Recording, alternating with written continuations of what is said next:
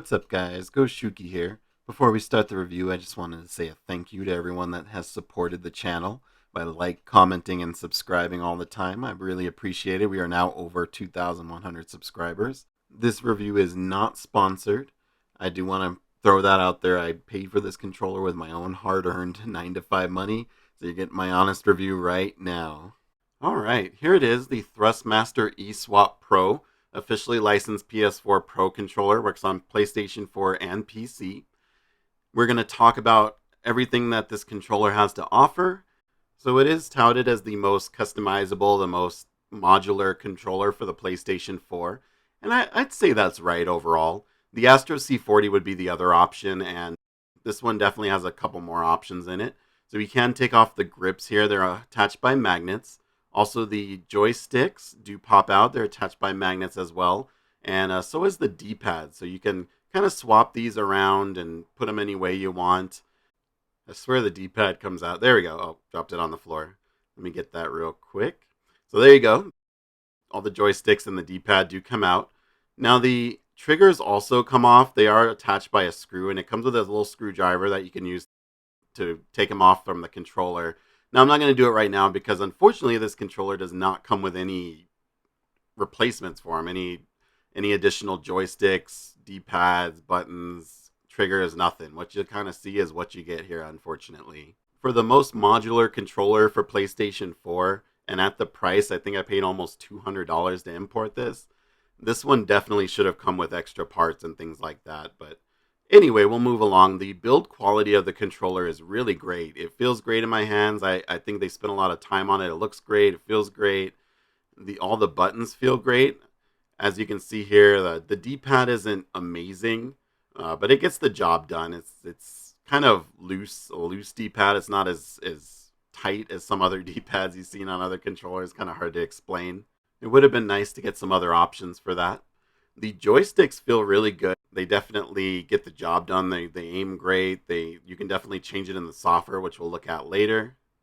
I do wish they came with some higher and lower options for joysticks, but again, this doesn't come with any additional options. They're also a bit smooth for my liking, the tops. I find it hard to kind of grip them.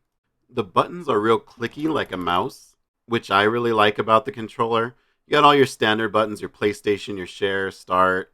The triggers on the back feel great. Though they look a little small, they actually feel great. The L1 and R1 buttons are a tiny bit too hard to reach. Just a tiny bit. On the back, we have 4 programmable buttons, which is great. It's really nice having 4. And looking at the pictures, I didn't think they would be comfortable where they're sitting, but they actually feel really great. My finger sits right on them. You can't accidentally press them too easy. They feel great. They're not too easy to press. They're not too hard to press. They're in a good spot for my finger to hit both of them easily and not accidentally hit the wrong ones. You got your mic ports at the bottom with your mic button and your profiles button. You can store 2 profiles in the controller. So yeah, overall, the build quality I'd say is really great. I do get asked a lot about the stick tension on controllers, and I'd say it feels good for the most part. It is a little looser than I'd like. It is a little too easy to move the joysticks around sometimes, and I'm wondering if some of the other attachments that you can get are a little better. But it's more comparable. It's definitely comparable to a DualShock, if not a tiny bit looser. The other thing I get asked a lot is using the L1 and R1 buttons in FPS shooters.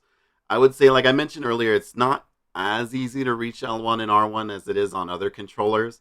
And using it like this may not be the most comfortable when you're trying to hit the back buttons and the buttons on top at the same time as some other controllers, so just keep that in mind when using this. Now we'll take a quick look at the Thrustmaster software for the controller. This is where you're going to do most of the programming for it. You can download it from Thrustmaster's website, so you can edit the profiles from the home page here. You can go into settings, you can check for updates to update the controller. There was an update for it available already when I first plugged it into the computer, so I did go ahead and install that. On the home screen, you can create profiles, switch profiles. You can see what your back buttons are programmed to. We're going to go ahead and just real quick create a profile for, we'll name it Shuki, and we'll kind of just go through the settings real quick. I won't get too much into it. In the mapping section, you can change just about any button on the controller. Now, you're mainly going to be changing the back buttons, which you can change to any other button on the controller, including the D-pad, but looks like all of them can be can be edited. So you just change whatever you like here, save it, and go back and test it. In the mini stick section, you do have the option to change the sensitivity curve, and it's really similar to the Nacon controllers that we've looked at in the past. And then you can kind of move them on there to test it out. You can kind of see me moving it. You also can change the dead zone, which we've seen in other controllers, but on this one you can do the center and outer dead zone, which is actually kind of cool. Not a big deal. You're going to be setting the dead zone pretty low anyway. In the trigger section, you guessed it, you can edit the trigger stops. They're going to be software trigger stops. I usually set mine to about 50%, but basically you can set it to wherever you like, and it's going to activate the button when it gets to that threshold. And finally, you can change the vibration intensity on the controller, which I like because some controllers only have 0 or earthquake, and this one you can change the percentages, which I definitely appreciate. So, in conclusion, would I recommend this controller? I would say yes, with an asterisk next to it, just because there are some things that kind of bug me about the controller. The controller is great. So, the pros of this controller are it feels great, nice and sturdy, it's got great build quality. The back buttons are excellent. I like the 4 back buttons, they feel really good. They don't feel too cramped or anything like that.